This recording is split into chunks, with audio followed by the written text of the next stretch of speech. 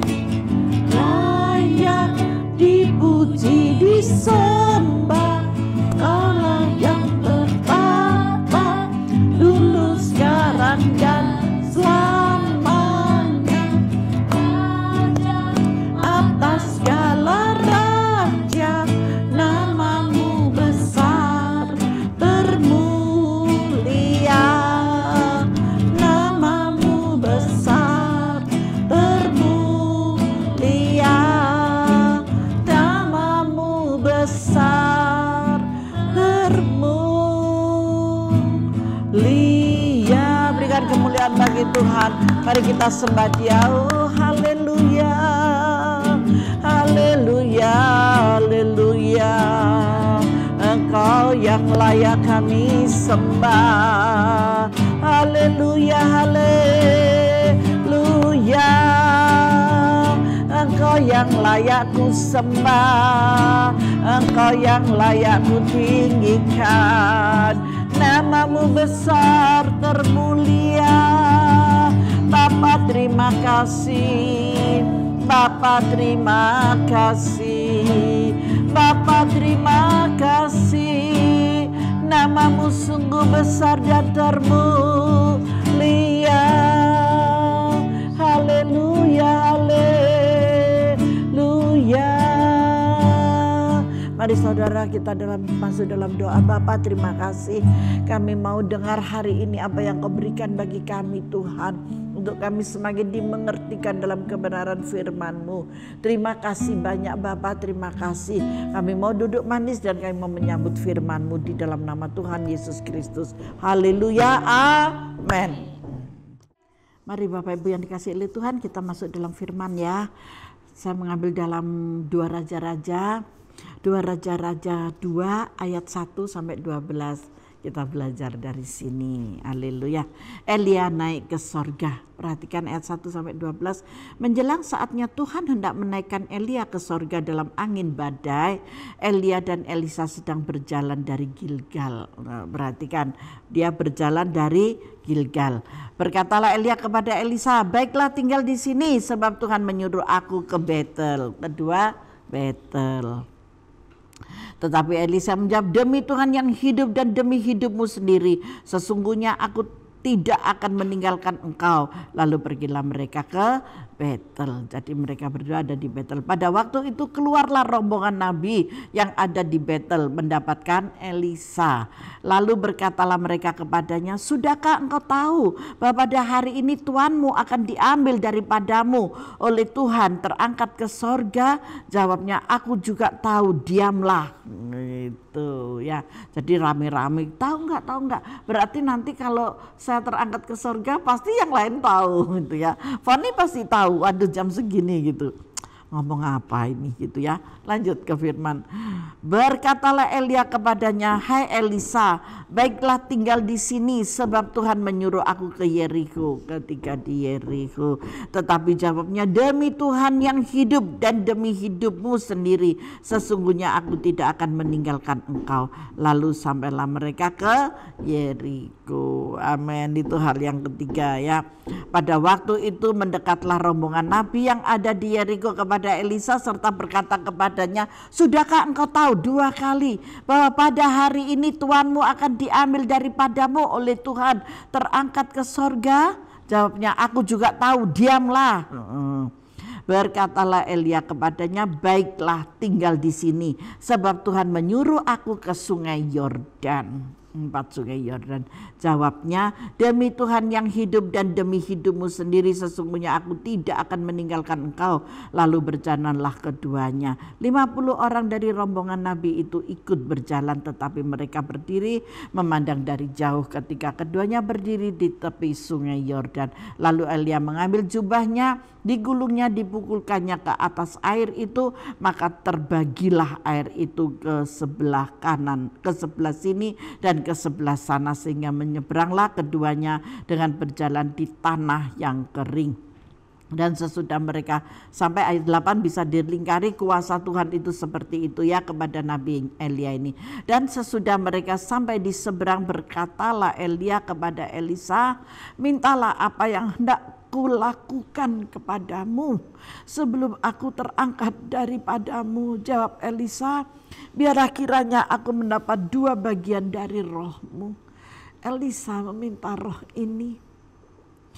Berkatalah Elia, yang kau minta itu adalah sukar. Tetapi jika engkau dapat melihat aku terangkat daripadamu, akan terjadilah kepadamu seperti yang demikian. Dan jika tidak akan terjadi. Kalau dia tidak melihat Elia ketika diangkat ke sorga, tidak akan pernah bisa membagi 2 roh ini. Sedang mereka berjalan terus sambil berkata-kata, tiba-tiba datanglah kereta berapi dengan kuda berapi memisahkan keduanya. Lalu naiklah Elia ke sorga dalam angin badai. Ketika Elisa melihat itu, maka berteriaklah ia, Bapakku, Bapakku, kereta Israel dan orang-orangnya yang berkuda. Kemudian tidak dilihatnya lagi. Lalu direnggutkannya pakaiannya dan dikoyakkannya menjadi 2 koyakan. Wow, haleluya. Tuhan luar biasa ya. Kita bisa dilanjut untuk kelanjutannya dalam pembacaan kita di sini. Allah itu adalah Allah yang rindu memberkati saudara dan saya. Allah sangat mengerti apa yang saudara dambakan. Seperti Elisa mendambakan bagian dari Elia. Elisa rindu dipakai Tuhan seperti Elia. Kerinduan saudara pun Tuhan juga tahu. Apa yang menjadi kebutuhanmu, apa yang menjadi pergumulanmu, apa yang menjadi permasalahanmu, jangan khawatir. Serahkan 100% ke dalam tangannya. Maka Bapa yang mengasihi engkau, Bapa yang membuat engkau, yang menciptakan engkau sejak dalam rahim ibumu sampai engkau bertumbuh besar dan menjadi dewasa, menghadapi masalah dan persoalan, Bapa yang kau sembah tidak pernah meninggalkan engkau, asalkan saudara dan saya benar-benar hidup di dalam jalan kebenarannya. Ketika Tuhan menyuruh mereka untuk ke Gilgal, menyuruh mereka untuk ke Betel, menyuruh mereka untuk ke Yeriko, menyuruh mereka tinggal ada di Yordan, maka semua mereka lakukan, dan itu menjadi berkat yang sangat-sangat luar biasa ya. Gilgal, lepas dari keinginan daging lalu mengandalkan Tuhan saja, itu yang sangat dikenan oleh Tuhan.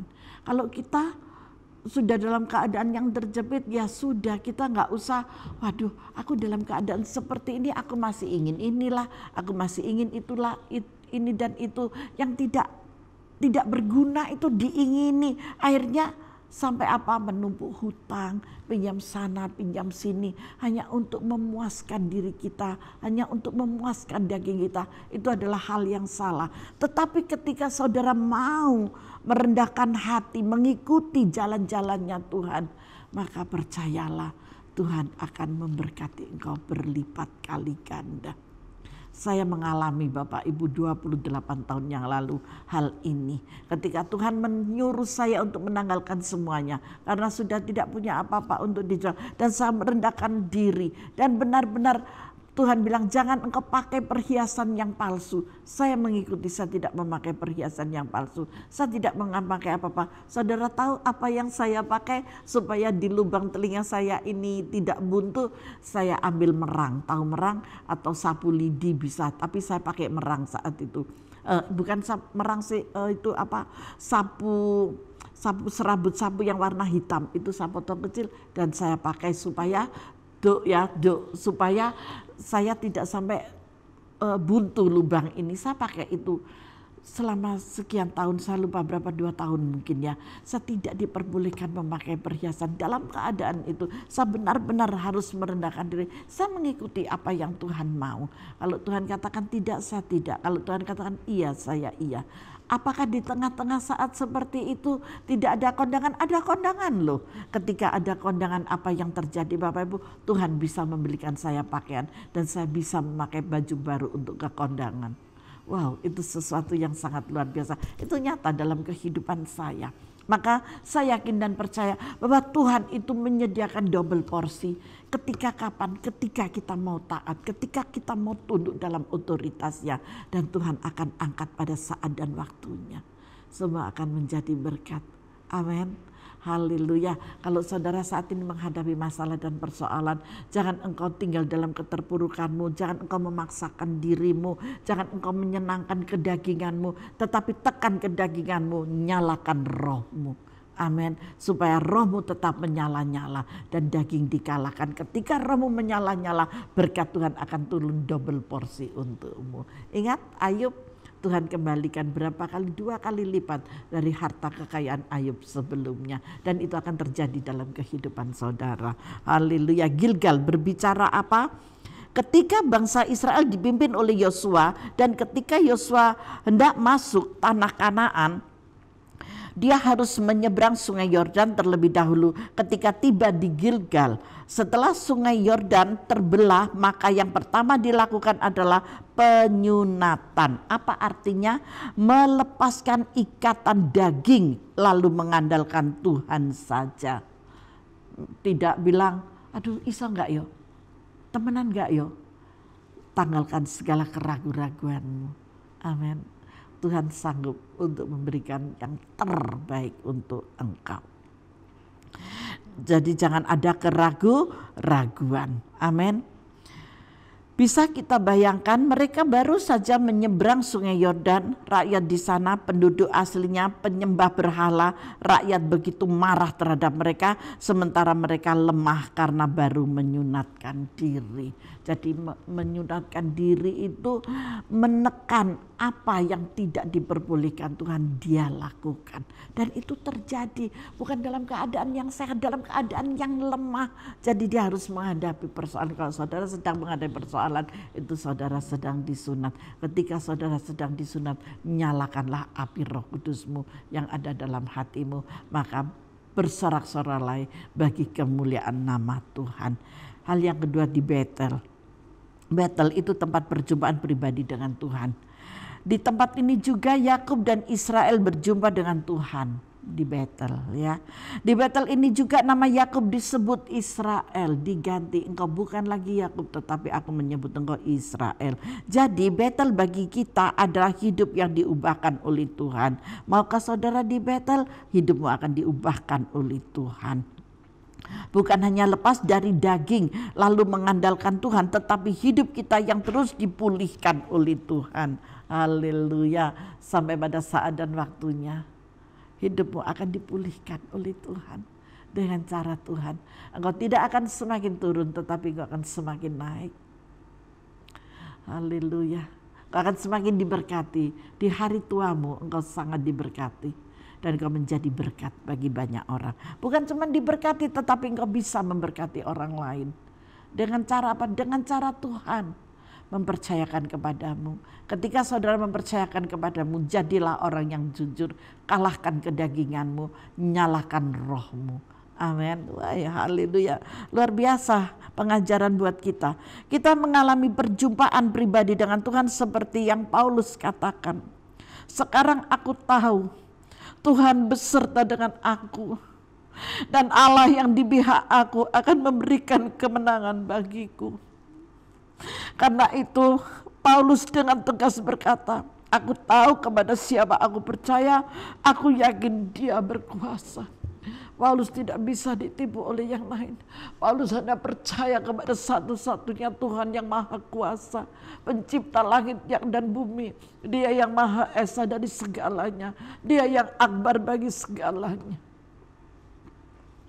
Mari Bapak Ibu yang dikasihi oleh Tuhan, jangan engkau terus tenggelam dalam masalahmu. Hari ini firman Tuhan mengatakan double porsi yang Tuhan berikan.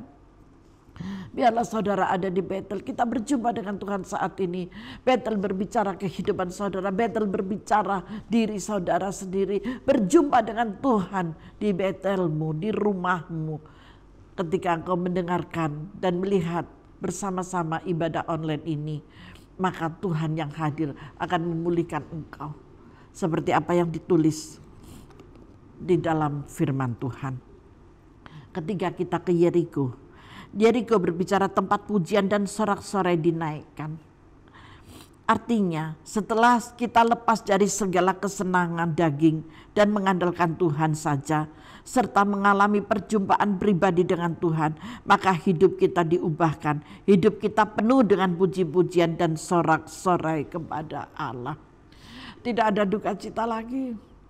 Sekalipun ada masalah, pujian sorgawi selalu mengalun di batinmu. Selalu mengalun di dalam hatimu. Dan ketika engkau bangun tidur, hanya ada pujian. Ku bersyukur padamu Tuhan, dan yang lain banyak hal yang Tuhan pujikan dalam batinmu, dalam hatimu. Itu adalah Roh Kudus saudara. Engkau sudah dimenangkan karena engkau sudah mengalahkan kedaginganmu. Dan hidup benar dan hidup kudus di hadapannya. Yang keempat, berbicara sungai Yordan. Apa artinya sungai Yordan? Tempat di mana kemuliaan Tuhan dinyatakan. Ketika bangsa Israel melewati sungai Yordan sebagai tanah yang kering, disitulah mereka mengalami kemuliaan Tuhan dinyatakan. Dalam hidup ini kita harus sampai pada berjalan dalam kemuliaan Tuhan. Amin. Jangan setengah-setengah. Hidup ini adalah kesempatan. Kita tidak tahu sampai kapan kesempatan yang Tuhan berikan buat kita. Tetapi saya mengajak Bapak Ibu Saudara sekalian, kita menikmati ada di dalam kesempatan yang Tuhan berikan untuk kita.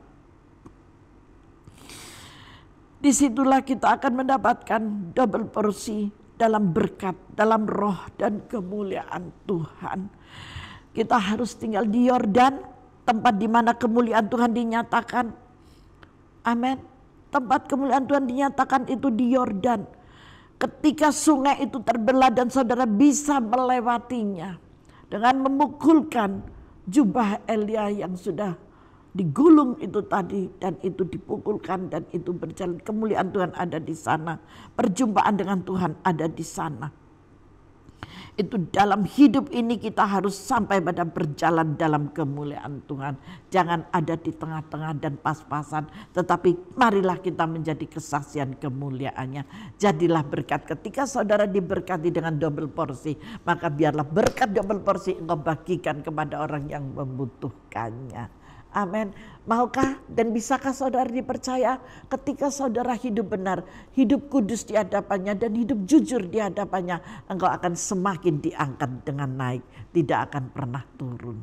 Itu adalah firman Tuhan, itu adalah janji Tuhan. Aku akan terus membawa engkau naik dan aku tidak akan pernah menurunkan engkau.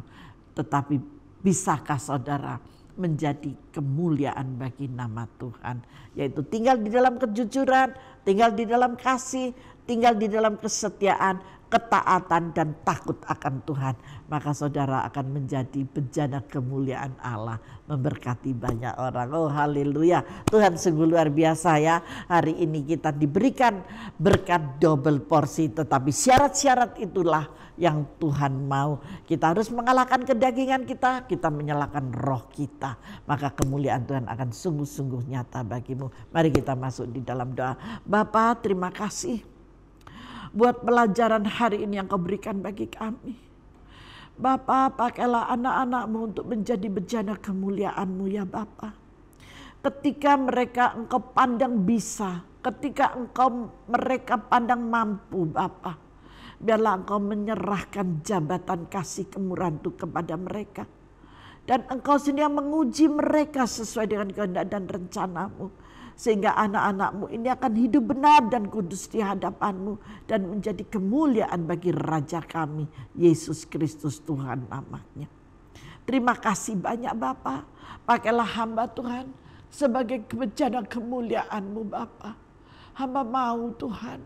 Hamba mau Bapa, kau pakai lagi, kau pakai lebih lagi Tuhan. Di dalam nama Yesus bersama dengan anak-anak-Mu ini. Di dalam nama Yesus. Terima kasih banyak Bapa, terima kasih. Biarlah bejana kemuliaan Allah begitu banyak di seluruh dunia ini Bapa. Dengan yang benar dan kudus serta berkenan di hadapan-Mu. Terima kasih Tuhan, terima kasih. Kau selalu hadir di dalam kehidupan mereka. Kau selalu ada di dalam keluarga dan rumah mereka Bapa. Dan Kau yang selalu mengarahkan mereka di dalam jalan kebenaran-Mu. Sehingga mereka akan menjadi berkat bagi banyak orang.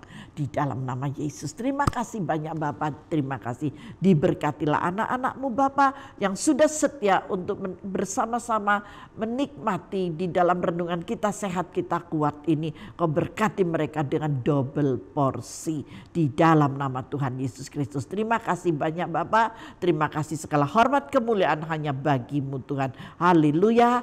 Amin. Tuhan Yesus memberkati kita semuanya.